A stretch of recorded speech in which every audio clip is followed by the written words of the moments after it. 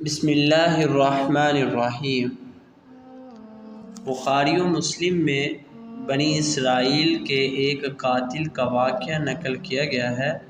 حضور اکرم صلی اللہ علیہ وآلہ وسلم نے اللہ کے ہاں توبہ کی قبولیت سے متعلق صحابہ اکرام کے سامنے بنی اسرائیل کے ایک قاتل کا نہایت ہی خوبصورت اور ایمان افروز واقعہ بیان فرمایا ہے کہ بنی اسرائیل میں ایک شخص چوری، ڈکیتی اور قتل میں بہت مشہور تھا اور نہایت معمولی سی بات پر قتل کر دیتا تھا۔ ہوتے ہوتے اس کے ہاتھ سے 99 افراد کا قتل ہو چکا۔ اس کے بعد اس کے دل میں احساس پیدا ہوا کہ مجھے بھی تو اللہ کے ہاں جانا ہے۔ چنانچہ یہ فکر بڑھتا رہا اور لوگوں سے معلومات کرتے ہوئے پھرنے لگا کہ کیا میری توبہ قبول ہو سکتی ہے یا نہیں۔ کسی عالم شخص سے ملاقات کی فکر ہوئی کہ معلوم کیا جائے کہ ایسے شخص کی توبہ قبول ہو سکتی ہے یا نہیں۔ اس حوالے سے لوگوں نے ایک عابد شخص کے پاس جانے کا مشورہ دیا۔ اس شخص نے اس کے پاس جا کر مسئلہ معلوم کیا، کیا میری توبہ قبول ہو سکتی ہے اور کیا میری مغفرت ہو سکتی ہے جبکہ میں نے 99 انسانوں کی جان لی ہے؟ تو اس عابد شخص کو اس مسئلے کے بارے میں زیادہ معلوم نہیں تھا، تو اس نے اپنی عقل سے قیاس آرائی کی کہ جو آدمی 99 انسانوں کی جان لے سکتا ہے اس کو مغفرت کہاں سے ہوگی؟ چنانچہ اس نے کہہ دیا کہ تیری توبہ قبول نہیں ہوگی۔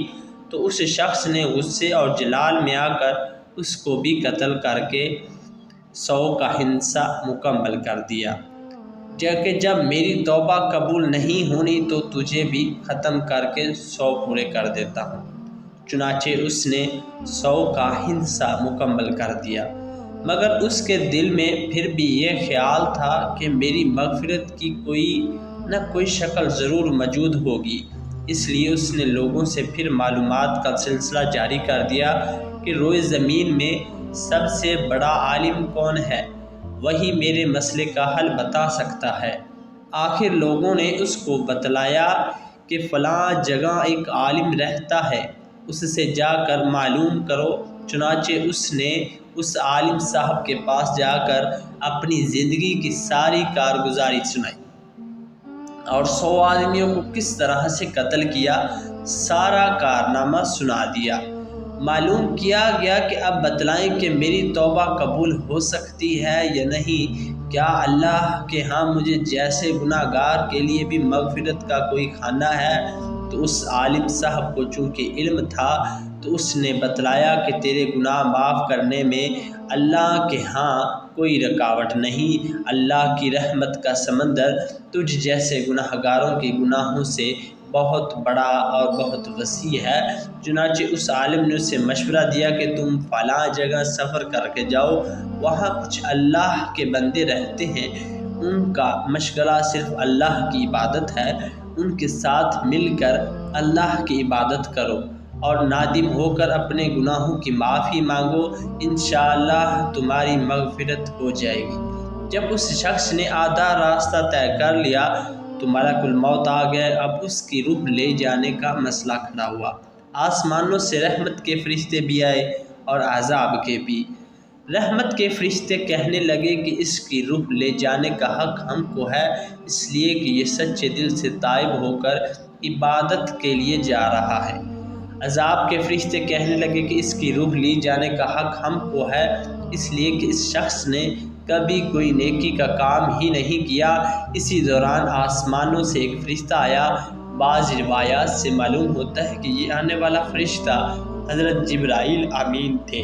چنانچہ اس فرشتے نے تشریف لا کر ان دونوں طرح کے فرشتوں کے درمیان یہ فیصلہ کیا کہ دونوں طرف کی مسافت ناپ کر کے دیکھ لو، جہاں سے آ رہا ہے اس کی مسافت قریب ہے یا جہاں جا رہا ہے وہاں کی مسافت، لہٰذا جہاں کی مسافت قریب ہو اس شخص کو وہاں والوں میں شمار کر دیا جائے۔ چنانچہ دونوں طرف کی زمین ناپ کر دیکھی گئی تو جہاں جا رہا تھا وہاں کی مسافت جہاں سے آ رہا تھا اس کے مقابلے میں صرف 1 بالشت قریب ہے۔ چنانچہ فیصلہ ہوا کہ مقامی مسیحت سے مقام عبادت صرف ایک بالشت قریب ہے، اس لیے رحمت کے فرشتوں کو اس کو لے جانے کا حق حاصل ہوا۔ انسان جب بھی سچے دل کے ساتھ توبہ کرے گا تو اللہ تعالی ضرور قبول فرمائے گا۔